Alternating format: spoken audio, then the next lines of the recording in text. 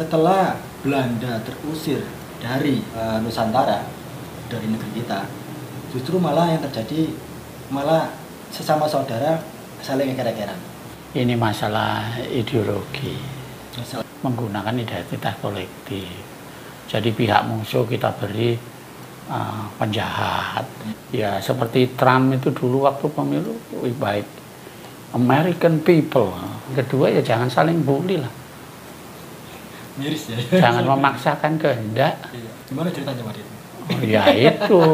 Jadi ada si babi mengajak seluruh binatang berontak kepada manusia. Manusia tumbang. Akhirnya si babi ingin berkuasa. Akhirnya bahkan pakai prinsip sesama binatang tidak boleh saling bunuh.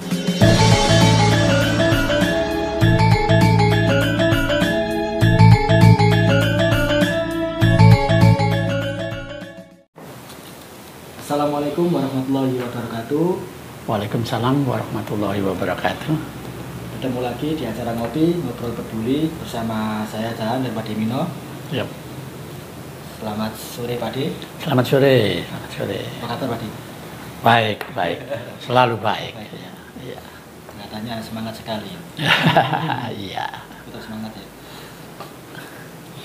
Topik kita kali ini yang akan kita bahas adalah antara musuh bersama dan musuh saudara. Ya. Cukup menarik teman-teman semuanya. Iya. Nah, yang jadi masalah sekarang gini Pak De, yang dulu kan di zaman Belanda adalah musuh bersama kita sebagai bangsa. Iya, iya, iya. Tapi setelah Belanda terusir dari Nusantara, dari negeri kita, justru malah yang terjadi malah sesama saudara saling eker-ekeran. Yep.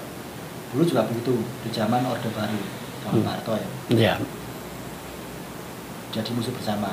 Iya. Kemudian setelah tumbang muncul lagi saling eker-ekeran.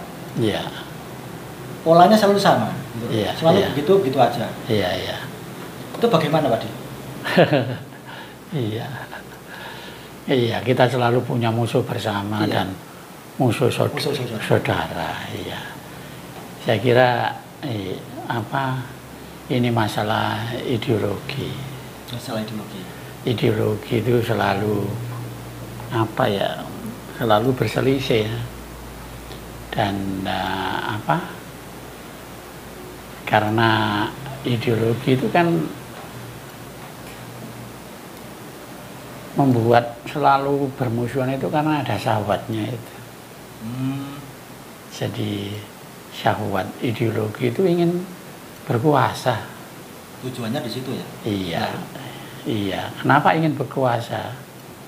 Kalau menurut sastrawan Indonesia, Pak Budi Dharma itu karena kuasa membawa nikmat. Kuasa membawa nikmat. Gitu ceritanya. Jadi kenapa selalu ideologi kelompok itu selalu bermusuhan gitu. Ya. Terus bagaimana Pak De cara memutus gontok-gontokan seperti ini? Iya benar. Capek saya mendengar seperti itu. Iya iya. Jadi ideologi yang besar ya biasanya jadi penguasa. Betul. Kemudian ideologi yang lebih kecil pasti mengajak koalisi untuk memusuhi, kan begitu tak? Akhirnya yang dimusuhi tumbang, terus kemudian ideologi bersama ini bermusuhan lagi, kan begitu. Polanya selalu tetap sama seperti itu. Ya, itu caranya ya. Kita harus mengenali strategi ideologi ini, strategi tipikalnya. Kalau tidak ini terus terulang-ulang dan semacam itu.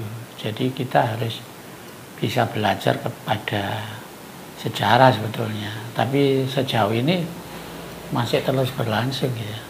Jadi strateginya yang harus kita kenali, terus kita diupayakan apa ya kira-kira supaya ini tidak terjadi terus gitu. Bagaimana cara mengenalinya itu, Pak?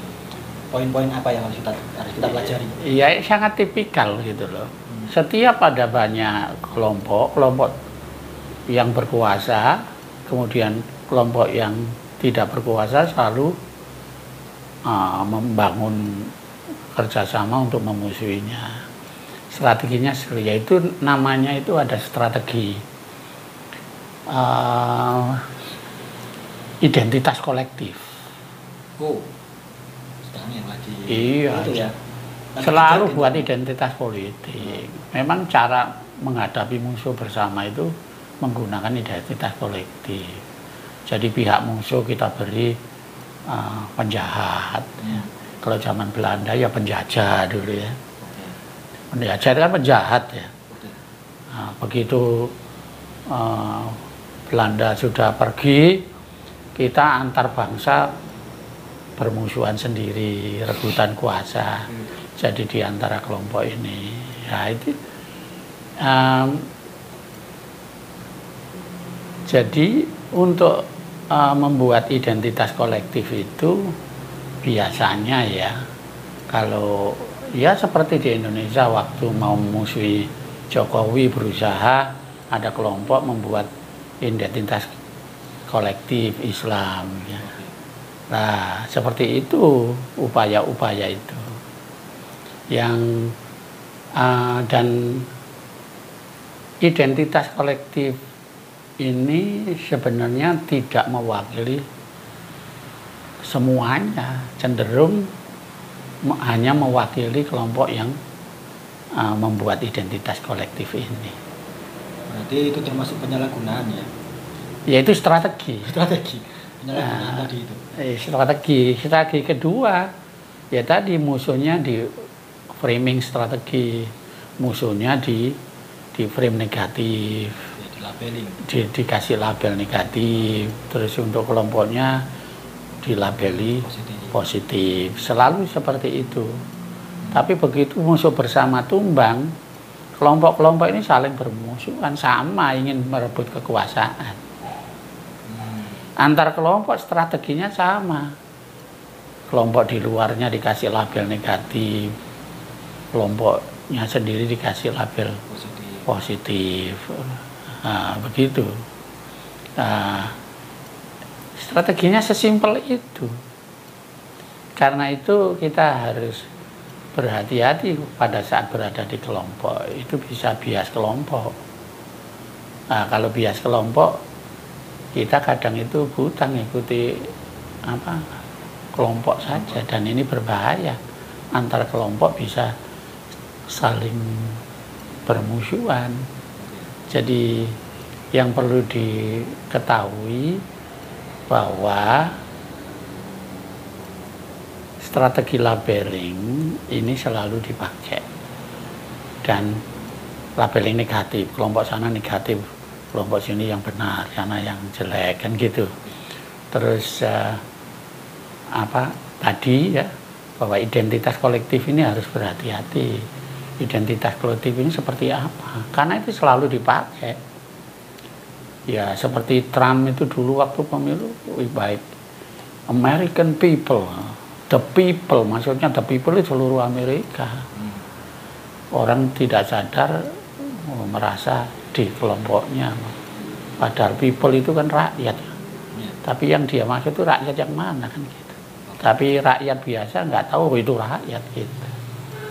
Ya, jadi sasarannya yang kasihan nanti kan orang-orang yang tidak tahu jadi ya. Ya mereka ikut bermusuhan. Karena strategi ideologi selalu tidak fair. Iya. Lain dengan strategi keluarga kayak orang Jawa ini, mikul dhuwur mendem jero. Itu hanya mikul dhuwur aja, kelompoknya ditinggi-tinggikan, mendem jero, keburukannya sedapat mungkin tidak diekspos, tidak apa-apa, tapi kan tidak pakai menjelekkan. Nah gitu. Jadi sebetulnya selain labeling ini, bahwa yang disebut oleh kelompok ini negatif belum tentu negatif. Itu yang perlu diwaspadai, jangan terus kita hanyut ikut ke sana.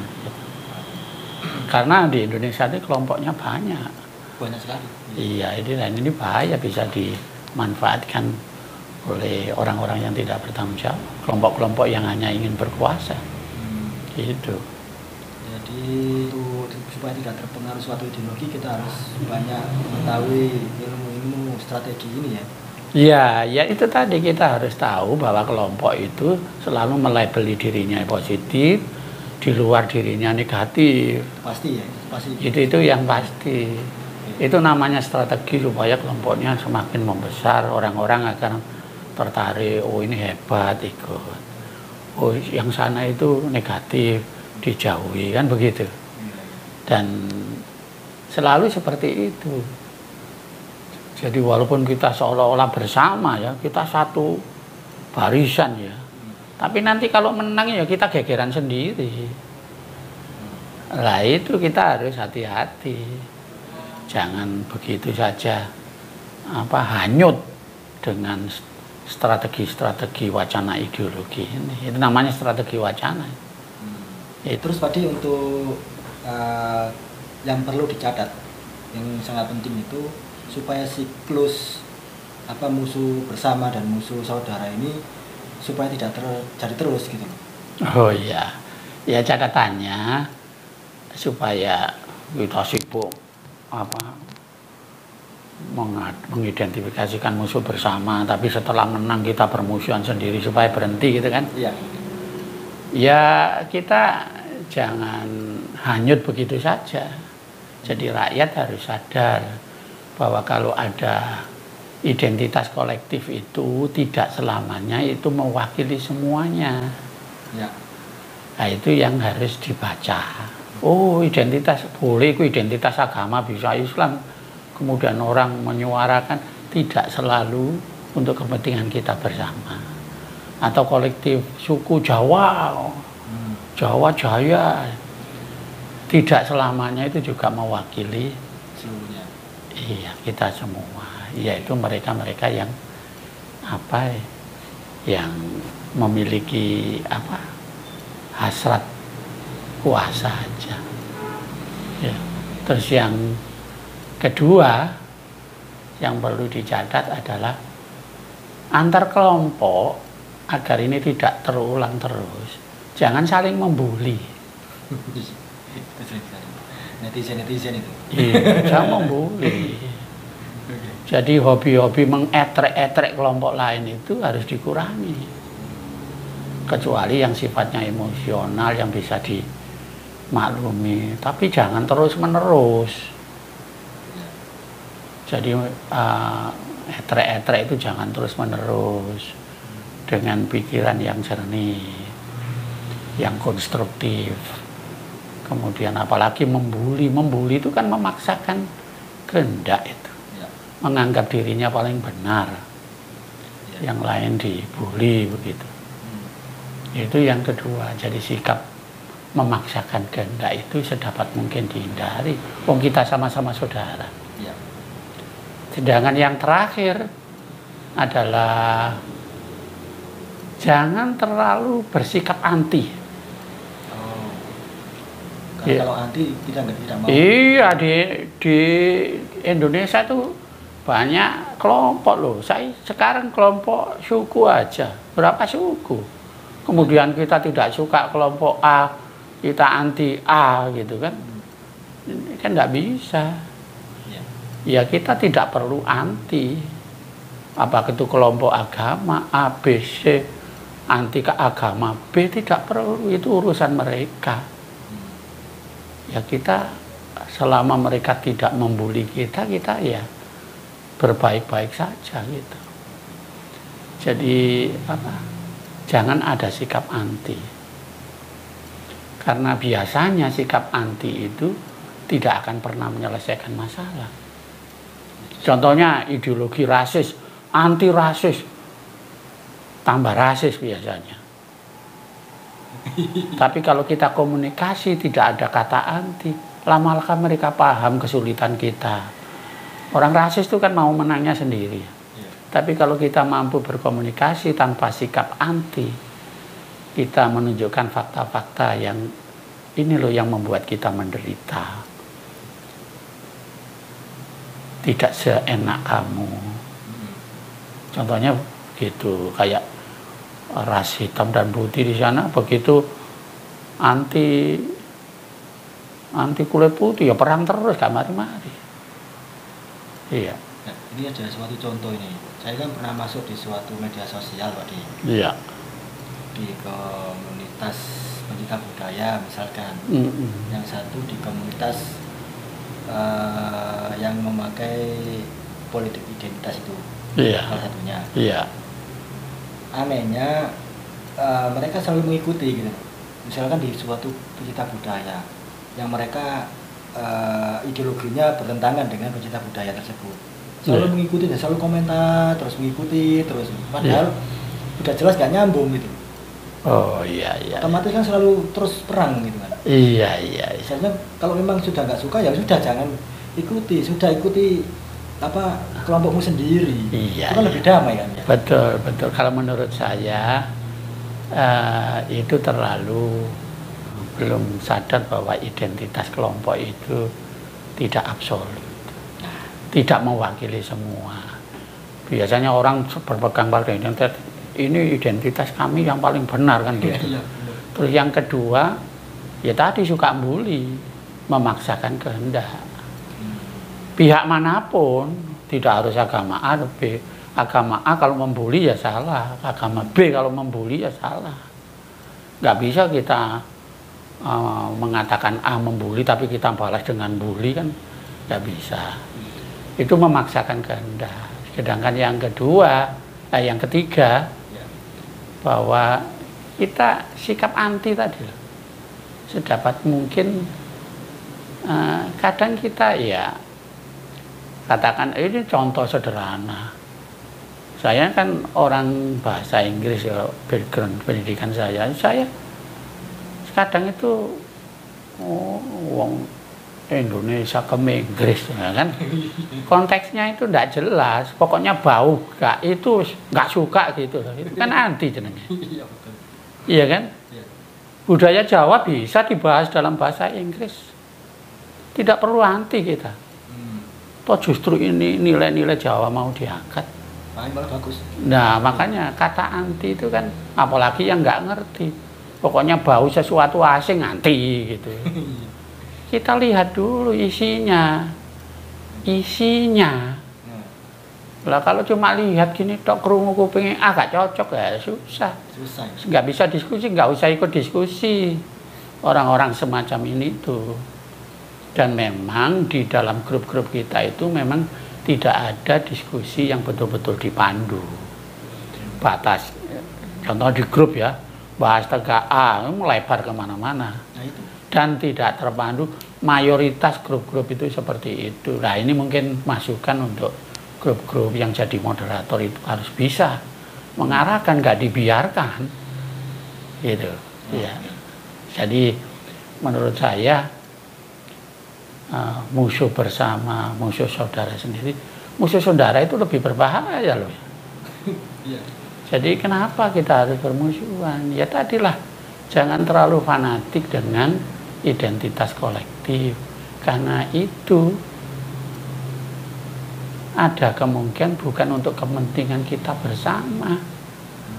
Hanya sebagian saja mungkin yang sangat berkepentingan di situ. Itu saja yang perlu diingat. Yang kedua ya jangan saling bully lah. Miris ya. Jangan memaksakan kehendak. Di mana-mana saya melihat kata-kata, kalimat-kalimat yang memaksakan kehendak di grup-grup itu. Walaupun ada sejarah dulu ada kelompok memaksakan kehendak, tidak berarti kita ikut memaksakan kehendak. Itu. Yang terakhir adalah ya tadi, hindari sikap anti. Oh itu kelompok loh. Toh nanti semua dipertanggungjawabkan secara individu. Jadi jiwa damai itu ya kembali ke individu, bukan kelompok lah. Walaupun itu kelompok, oh ini kelompok religius, oh ini kelompok apapun, itu tidak menjamin Anda damai. Damai itu ya dari individu yang bersikap itu tadi. Jangan hanyut ke identitas kolektif. Buta terus diri Anda di mana? Diri Anda hilang di situ ya. Jangan ikut membuli seperti kelompok. Lihat itu sama-sama manusia itu. Kalau kita berakal sehat, tidak akan melakukan pembulian itu. Terus anti, mana sih ada sikap anti sesama manusia itu baik? Wong anti pada bagian dari diri kita sendiri, buat kita itu nggak happy kok. Betul. Kita ada yang kurang aja kita sembunyi-sembunyikan. Iya. Padahal dirinya sendiri itu bikin kita tidak happy. Iya. Dan kita kadang berusaha untuk memahami itu, apalagi kelompok jauh dari kepentingan kebahagiaan kita itu. Tadi kalau saya juga melihat masyarakat kita itu lebih suka ngomong daripada mendengar, Pak. Kadang itu kan. Nah itu. Itu juga akar permasalahan gitu loh. Karena banyak orang yang merasa sudah selesai, saya sudah sempurna, yang lain harus diperbaiki kan gitu. Ya kalau mau dialog yang jelas. Dasarnya ada. Iya. Terus faktanya ada. Betul. Bisa membangun bersama. Iya. Berkolaborasi lebih baik kan. Betul. Terus anti kan menyediakan satu sama lain kan ya. Iya. Kalau bertahan seperti itu nggak selesai-selesai. Bahkan pola-pola begini sudah menjadi catatan sastra itu. Di Rusia sana tentang kehidupan zaman komunis Rusia itu sampai ada novelis membuat cerita negeri binatang, akhirnya membuat musuh bersama, memusuhi manusia, setelah manusia diusir sesama binatang bermusuhan. Gimana ceritanya Pak? Oh, ya itu, jadi ada si babi mengajak seluruh binatang berontak kepada manusia, manusia tumbang, akhirnya si babi ingin berkuasa, akhirnya bahkan pakai prinsip sesama binatang tidak boleh saling bunuh. Tapi akhirnya apa? Yang memimpin kan babi, begitu babi yang memimpin ada yang protes, kenapa apelnya kok dibawa untuk babi tidak untuk yang lain. Akhirnya lagi dibunuh. Terus setelah diprotes, loh dasarnya kan setiap binatang tidak boleh saling bunuh, tapi namanya babi pinter, jadi sesama binatang tidak diboleh bunuh kecuali. Nah, kecualinya ini artinya jadi dibolehkan gitu loh. Itu manipulatif, biasa orang yang berkuasa itu manipulatif seperti itu. Ya begitulah, jangan sampai seperti itu. Jangan sampai dari binatang tadi. Ya udah, saya kira cukup itu. Saya kira cukup. Sampai di sini obrolan kami dengan Pak Demino. Semoga bermanfaat bagi kita semua. Jangan lupa tonton sampai habis, kemudian jangan lupa subscribe, komen, like, dan juga jangan lupa aktifkan tanda loncengnya supaya tidak ketinggalan informasi-informasi terbaru dari kami. Terima kasih. Assalamualaikum warahmatullahi wabarakatuh. Waalaikumsalam. Kami pamit undur diri. Salam ngopi, ngobrol peduli.